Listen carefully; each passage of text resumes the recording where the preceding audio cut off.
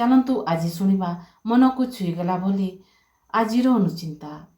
ତାହେଲେ ଚାଲନ୍ତୁ ଶୁଣିବା। ଲକ୍ଷ୍ମୀଙ୍କ ସହିତ ଗଣେଶଙ୍କୁ କାହିଁକି ପୂଜା କରାଯାଏ? ଯେତେବେଳେ ଭଗବାନ ବିଷ୍ଣୁ ଦେବୀ ଲକ୍ଷ୍ମୀଙ୍କୁ କହିଥିଲେ ଯେ ପୁତ୍ର ବିନା ଯେକୌଣସି ମହିଳା ଅପୂର୍ଣ୍ଣ, ଦେବୀ ଲକ୍ଷ୍ମୀ ଏଥିରେ ଦୁଃଖିତ ହୋଇଥିଲେ। ଲକ୍ଷ୍ମୀ ତାଙ୍କ ବନ୍ଧୁ ଦେବୀ ପାର୍ବତୀଙ୍କ ସହ ତାଙ୍କର ଦୁଃଖ ବାଣ୍ଟିଥିଲେ ଏବଂ ତାଙ୍କୁ ତାଙ୍କ ପୁତ୍ର ଗଣେଶଙ୍କୁ ପୋଷ୍ୟପୁତ୍ର ଭାବରେ ଗ୍ରହଣ କରିବାକୁ କହିଥିଲେ। ଲକ୍ଷ୍ମୀଙ୍କ ଦୁଃଖ ସହ୍ୟ କରିନପାରି ଦେବୀ ପାର୍ବତୀ ଗଣେଶଙ୍କୁ ପୋଷ୍ୟପୁତ୍ର ଭାବରେ ଗ୍ରହଣ କରିବାକୁ ଦେଇଥିଲେ। ଗଣେଶଙ୍କୁ ତାଙ୍କ ପୁତ୍ର ଭାବରେ ଗ୍ରହଣ କରିବା ପରେ ଦେବୀ ଲକ୍ଷ୍ମୀ ଆନନ୍ଦିତ ହୋଇ ଗଣେଶଙ୍କୁ ବର ଦେଇଥିଲେ ଯେ ଯେଉଁମାନେ ତାଙ୍କ ସହିତ ତାଙ୍କୁ ପୂଜା କରିବେ ନାହିଁ ସେ କେବେ ବି ତାଙ୍କର କୃପା କିମ୍ବା ଆଶୀର୍ବାଦ ପ୍ରଦାନ କରିବେ ନାହିଁ କିମ୍ବା ଲକ୍ଷ୍ମୀ ବା ଗଣେଶ ସନ୍ତୁଷ୍ଟ ନୁହନ୍ତି। ଯଦି ଏକା ସାଙ୍ଗରେ ଲକ୍ଷ୍ମୀ ଓ ଗଣେଶଙ୍କୁ ପୂଜା କରିବେ ତାହେଲେ ଆଶୀର୍ବାଦ ପ୍ରାପ୍ତ ହେବ। ଶ୍ରୀକୃଷ୍ଣ କହନ୍ତି ଯେ ଯେଉଁ ବ୍ୟକ୍ତି ତୁମକୁ ଧୋକା ଦିଏ ଅବା ଛଳନା କରେ ତେବେ ତୁମେ ଦୁଃଖ କରିବା ଆବଶ୍ୟକ ନାହିଁ। କାହିଁକି ନା ମଣିଷର ନ୍ୟାୟ ଅନ୍ୟାୟର ନିଷ୍ପତ୍ତି ଦୁନିଆର ବିଚାରପତି କରନ୍ତି, ତାହା ଫରକ ପଡ଼ିବ ନାହିଁ। କିନ୍ତୁ ଭଗବାନଙ୍କ ନ୍ୟାୟାଳୟରେ ନିଷ୍ପତ୍ତି ବଡ଼ ଶକ୍ତ ଅଟେ। ସେ ଯେତେବେଳେ ନିଷ୍ପତ୍ତି ନିଅନ୍ତି ତାହା ଏକ ଶକ୍ତ ଚାପୁଡ଼ା ଭଳି ଲାଗେ। ଲୋକ ଅଦାଲତର ଚାପୁଡ଼ା ଶବ୍ଦବିହୀନ ଅଟେ, କିନ୍ତୁ ଭଗବାନଙ୍କ ଅଦାଲତର ଚାପୁଡ଼ା ଶବ୍ଦଭେଦୀ ଅଟେ। ଏହାକୁ ସମୟର ଆବଶ୍ୟକତା ରହିଛି, ଏଣୁ ସମୟକୁ ଅପେକ୍ଷା କର, ନିଶ୍ଚୟ ଫଳ ମିଳିବ। ଜୀବନରେ ଯଦି ପ୍ରଶଂସାର ପୋଲ ଉପରେ ଚାଲୁଛ ତେବେ ଭୁଲିବ ନାହିଁ ଯେ ତା ତଳେ ଈର୍ଷାର ନଦୀ ନିଶ୍ଚୟ ବହୁଥିବ। ତେଣୁ ସେ ପୋଲ ଉପରେ ସାବଧାନରେ ଚାଲିବା ଆବଶ୍ୟକ।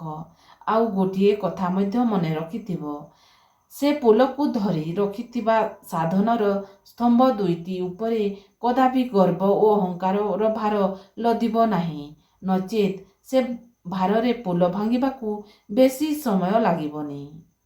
ତୁମର ଅଳ୍ପ ଭୁଲରେ ତୁମକୁ ଦଣ୍ଡ ମିଳୁଛି ଓ ତୁମ ନିକଟସ୍ଥ ଲୋକ ବହୁତ ଭୁଲ ପରେ ବି ଦଣ୍ଡରୁ ବର୍ତ୍ତି ଯାଉଛନ୍ତି, ତେବେ ସେଥିପାଇଁ କଦାପି ଦୁଃଖ ନ କରି ଖୁସି ହୁଅନ୍ତୁ।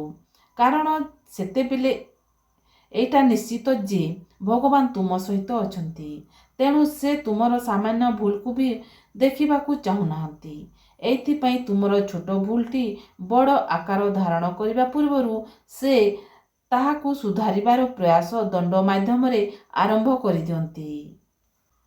ମରିବା ପରେ ସ୍ୱର୍ଗ ବି ମିଳିବ କି ନାହିଁ କେଜାଣି, ଏହା ଜୀବନର ସଫଳତା ନୁହେଁ, କିନ୍ତୁ ଜୀବିତ ଅବସ୍ଥାରେ ସ୍ୱର୍ଗ ସମାନ ପରିସ୍ଥିତି ତିଆରି କରିନେବା ଆବଶ୍ୟକ। ଏହା ନିଶ୍ଚୟ ଭାବରେ ଜୀବନର ଉପଲବ୍ଧି। ଅତଏବ ଆମ ସମସ୍ତ ସଦିଚାର ଏବଂ ସତ ପ୍ରବୃତ୍ତି ଦ୍ୱାରା ଏହି ପୃଥିବୀରେ ସ୍ୱର୍ଗ ସମ ପରିବେଶ ତିଆରି କରିବାକୁ ସର୍ବଦା ଯତ୍ନଶୀଳ ହେବା ଉଚିତ।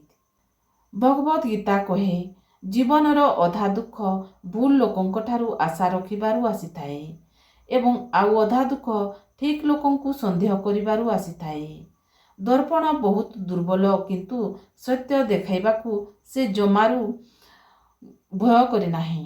ମଣିଷ ବହୁତ ବଳବାନ, କିନ୍ତୁ ସତ ଶୁଣିବାକୁ ଆଉ ସତକୁ ଗ୍ରହଣ କରିବାକୁ ବହୁତ ଭୟ କରିଥାଏ। ତୁମ ସମସ୍ୟା ବିଷୟରେ କେହି ବି ଚିନ୍ତା କରନ୍ତି ନାହିଁ। ସମସ୍ତେ କେବଳ ଶୋ ଦେଖିବାକୁ ଆସନ୍ତି। ପ୍ରତ୍ୟେକ ହସୁଥିବା ବ୍ୟକ୍ତି ଆପଣଙ୍କର ପ୍ରକୃତ ବନ୍ଧୁ ନୁହନ୍ତି। ଯଦି ତୁମେ କଠିନ ପରିଶ୍ରମ ନ କର ତେବେ କେହି ତୁମକୁ ଗମ୍ଭୀରତାର ସହ ନେବେ ନାହିଁ। ଦୁନିଆ କେବଳ ସେମାନଙ୍କର କଥା ଶୁଣେ ଯେଉଁମାନଙ୍କ ପାଖରେ କ୍ଷମତା ଏବଂ ଟଙ୍କା ଅଛି। ସବୁକିଛି ବଦଳିଯାଏ, କେବଳ ଆବଶ୍ୟକତା ଏବଂ ଉଦ୍ଦେଶ୍ୟ ରହିଥାଏ। ତୁମର ସବୁଠାରୁ ବଡ଼ ଅସ୍ତ୍ର ହେଉଛି ତୁମର ନୀରବତା। ଭୁଲ ଲୋକଙ୍କୁ ପ୍ରତିକ୍ରିୟା ଦିଅ ନାହିଁ। ସମସ୍ତଙ୍କୁ ଖୁସି କରିବାକୁ ଚେଷ୍ଟା କର ନାହିଁ। ତୁମର ନିଜର ଖୁସି ସବୁଠାରୁ ବେଶୀ ଗୁରୁତ୍ୱପୂର୍ଣ୍ଣ। ଆପଣ କେବେ ବି କାହାକୁ ସନ୍ତୁଷ୍ଟ କରିପାରିବେ ନାହିଁ। ଆପଣଙ୍କର ଦାୟିତ୍ୱ କେବେ ବି ଶେଷ ହେବ ନାହିଁ। ଅନ୍ୟମାନଙ୍କ ପାଇଁ ଆପଣ ଯେତେ କଲେ ବି କେହି ଆପଣଙ୍କର ମୂଲ୍ୟ ବୁଝିବେ ନାହିଁ। ଆପଣ ଚାହିଁଲେ ବି କାହାର ଜୀବନ ବଦଳାଇ ପାରିବେ ନାହିଁ, କାରଣ ସେ ନିଜ କର୍ମର ଫଳ ଭୋଗୁଥାନ୍ତି। ପତ୍ରଝଡ଼ା ଦେଇ ଫଳଶୂନ୍ୟ ହେଲେ ପକ୍ଷୀ ସେ ଗଛ ଛାଡ଼ି ଜଳଶୂନ୍ୟ ହୋଇ ପୋଖରୀ ଶୁଖିଲେ ପ୍ରାଣୀ ତାକୁ ତ୍ୟାଗ କରନ୍ତି। ଫୁଲ ମୌଲି ଝାଉଁଳି ପଡ଼ିଲେ ଭ୍ରମର ଏଡ଼ାଇ ଦିଅନ୍ତି। ବଣ ପୋଡ଼ିଗଲେ ବନ୍ୟଜନ୍ତୁମାନେ ସେ ବଣକୁ ଦେଖି ଫେରନ୍ତି। ଧନୀ ଯେବେ କେବେ ଗରିବ ହୋଇଲା ଚାକର ପଳାଇ ଯାଆନ୍ତି। ପରିବାର ମୁଖ୍ୟ ବୃଦ୍ଧ ହୋଇଗଲେ ଘରେ ଅଣଦେଖା କରନ୍ତି।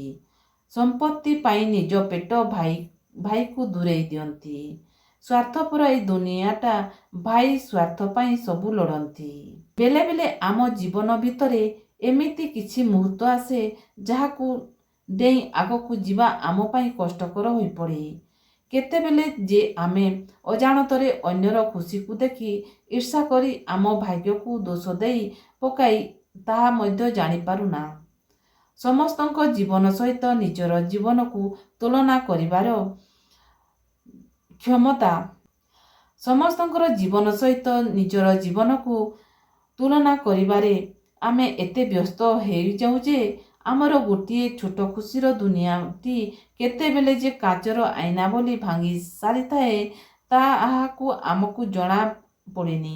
କିନ୍ତୁ ନିଜ ଦୁନିଆରେ ଖୁସି ରହି ସବୁ ଝଡ଼ଝଞ୍ଜାକୁ ଡେଇଁ ଆଗକୁ ବଢ଼ିବା ହିଁ ତ ଜୀବନ। ଦିନେ ପ୍ରଭୁ ରାମଚନ୍ଦ୍ର ନିଜ କାନ୍ଧ ଉପରୁ ଧନୁତୀର ବାହାର କରି ତଳେ ଥୋଇଦେଇ ଗାଧୋଇବାକୁ ଯାଇଥାନ୍ତି। ଗାଧୋଇ ସାରି ସେ ଆସି ଦେଖନ୍ତି ଗୋଟିଏ ବେଙ୍ଗ ରକ୍ତାକ୍ତ ହୋଇ ତଳେ ପଡ଼ିଛି। ପ୍ରଭୁ ରାମଚନ୍ଦ୍ରଙ୍କର ଦୟା ଆସିଗଲା ସେ ବେଙ୍ଗ ଉପରେ। ବେଙ୍ଗଟିକୁ ତଳୁ ଉଠେଇ ନେଇ ହାତ ଉପରେ ରଖି ଆଉଁସି ଦେଇ ପଚାରିଲେ, ଏ ବେଙ୍ଗ, ତୋତେ ତ ବହୁତ କଷ୍ଟ ହେଉଥିବ ରେ।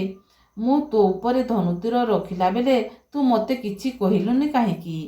ପ୍ରଭୁ ରାମଚନ୍ଦ୍ରଙ୍କର ଏମିତି ପ୍ରଶ୍ନ ଶୁଣିକି ବେଙ୍ଗ କହିଲା, ପ୍ରଭୁ, ଏ ଦୁନିଆରେ ସମସ୍ତ ପ୍ରାଣୀ କଷ୍ଟ ପାଇବା ସମୟରେ ଭଗବାନ ହିଁ ଡାକିଥାନ୍ତି। ଆପଣ ନିଜେ ଭଗବାନ ହୋଇକି ମୋତେ ଏପରି କଷ୍ଟ ଦେଇଛନ୍ତି ତ ମୁଁ କାହାକୁ ଡାକିବି? ତାକୁ ଜଳାଇବାର କିଛି ସମୟ ପୂର୍ବରୁ ପାଣିରେ ବୁଡ଼ାଇ ଦେବେ। ପାଣିରୁ କାଢ଼ି କିଛି ସମୟ ରଖିଦେଲା ପରେ ପାଣି ଶୁଖି ଯାଇଥାଏ। ତା ଉପରେ ଧୂପକାଠି ଜଳାଇ ଦେବେ। ଏହାଦ୍ୱାରା ଧୂପକାଠି ବହୁତ ସମୟ ଜଳିଥାଏ। କଞ୍ଚା ଲଙ୍କାକୁ ଡେମ୍ଫ ଛିଣ୍ଡାଇ ରଖିଲେ ବହୁତ ଦିନ ସତେଜ ରହେ। କଞ୍ଚା କଦଳୀକୁ କାଟି ପାଣିରେ ପକାଇଲେ କଦଳୀ କଳା ପଡ଼ିବ ନାହିଁ। ଭାତ ପାଣିରେ 1 ଚାମଚ ଲୁଣ ପକାଇଲେ ଭାତ ଅଲଗା ଅଲଗା ହୋଇ ରହେ।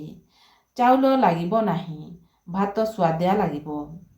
ମହମବତୀକୁ କିଛି ସମୟ ଫ୍ରିଜରେ ରଖି ଜଳାଇଲେ ବେଶୀ ସମୟ ପର୍ଯ୍ୟନ୍ତ ଜଳିଥାଏ। ଯଦି ଆଚାର ଯଦି ଖରାପ ହେବ ବା ଖରାପ ହୋଇଆସେ ତାହେଲେ ଅଳ୍ପ ଚିନି ପକାଇ ଖରାରେ 2-4 ଦିନ ଶୁଖାଇଲେ ଆଚାର ଭଲ ରହେ, ଖରାପ ହୁଏ ନାହିଁ। ଲେମ୍ବୁର ଚୋପା ଛଡ଼ାଇ ଆଚାର କରିବେ। ଖରାଦିନ ଡାଲିରେ ପିଆଜ ଛୁଙ୍କ ଦେଲେ ଡାଲି ବାସି ପରି ଲାଗେ, ତେଣୁ ଫୁଟଣ ଛୁଙ୍କ ଦେଲେ ଭଲ ଲାଗେ। ରାତିରେ ଦହି ଖାଇଲେ ବିଷ ପରି ହୋଇଥାଏ। ରାତିରେ କମ୍ ଖାଇବେ, ପାଣି ବେଶୀ ପିଇବେ। ଖାଲି ପେଟରେ ପାଣି ଅଧିକ ପିଇଲେ ଝାଡ଼ା ପରିଷ୍କାର ହୋଇଥାଏ। ପୃଥିବୀର ସବୁଠାରୁ ପୁରୁଣା ଯନ୍ତ୍ରର ନାମ ହେଲା ଷଡ଼ଯନ୍ତ୍ର, ଯାହାକି ଯୁଗ ଯୁଗ ଧରି ଚାଲି ଆସୁଛି କିନ୍ତୁ କେବେ ମରାମତିର ଆବଶ୍ୟକ ହୋଇନାହିଁ। ବଡ଼ ଅଜବ ଏ ଦୁନିଆ। ଏଠି ଯିଏ ସତ ଓ ଭଲ କଥା କହେ ସେ ଶତ୍ରୁ ହୋଇଯାଏ, ଆଉ ଯିଏ ମିଛ ଆଉ ମନ୍ଦ କଥା କହେ ସେ ମିତ୍ର ହୋଇଯାଏ। ନାରୀ ଯଦି ମା ହୋଇଥାଏ ତାକୁ ଶ୍ରଦ୍ଧା କରନ୍ତୁ। ଯଦି ସ୍ତ୍ରୀ ହୋଇଥାଏ ତାକୁ ମର୍ଯ୍ୟାଦା ଦିଅନ୍ତୁ। ଯଦି ଭଉଣୀ ହୋଇଥାଏ ତେବେ ସ୍ନେହ କରନ୍ତୁ। ଯଦି କନ୍ୟା ହୋଇଥାଏ ତେବେ ଗର୍ବ କରନ୍ତୁ। ଯଦି କିଛି ହୋଇନଥାଏ ତାକୁ ସମ୍ମାନ କରନ୍ତୁ। ଗୋଟେ ବୋହୂ ଘର କାମ କରି ଯେତିକି କଷ୍ଟ ପାଏନି ତାଠାରୁ ଅଧିକ କଷ୍ଟ ପାଏ ତାକୁ ଯେତେବେଳେ ଯେଉଁ ପରିବାର ଲୋକଙ୍କୁ ନିଜର କରିବା ପାଇଁ ସେ ଘରଦ୍ୱାର, ବାପା ମା, ଭାଇ ଭଉଣୀ ସମସ୍ତଙ୍କୁ ଛାଡ଼ି ଆସିଥାଏ, ତା ସେହି ପରିବାର ଲୋକ ବିନା କାରଣରେ ମାନସିକ କଷ୍ଟ ଦେଇଥାନ୍ତି, ସେତେବେଳେ ତାକୁ ବହୁତ କଷ୍ଟ ହୋଇଥାଏ। ଯାହା ଆମକୁ ମିଳୁଛି ସେଇଟା ଭଗବାନଙ୍କ ଇଚ୍ଛା। ଆଉ ଯାହା ଆମକୁ ନ ମିଳୁଛି ସେଇଟା ବି ମଧ୍ୟ ଭଗବାନଙ୍କ ଇଚ୍ଛା। କାହିଁକି ନା ଆମ ପାଇଁ ଯେଉଁଟା ଭଲ ଭଗବାନ ଆମକୁ ସେଇଟା ହିଁ ଦେଇଥାନ୍ତି। ଯଦି ଆଜିର ଭିଡ଼ିଓ ଆପଣମାନଙ୍କୁ ପସନ୍ଦ ଆସିଲା ତାହେଲେ ସେୟାର କରନ୍ତୁ। ତାହେଲେ ରହୁଛି। ଜୟ ଜଗନ୍ନାଥ।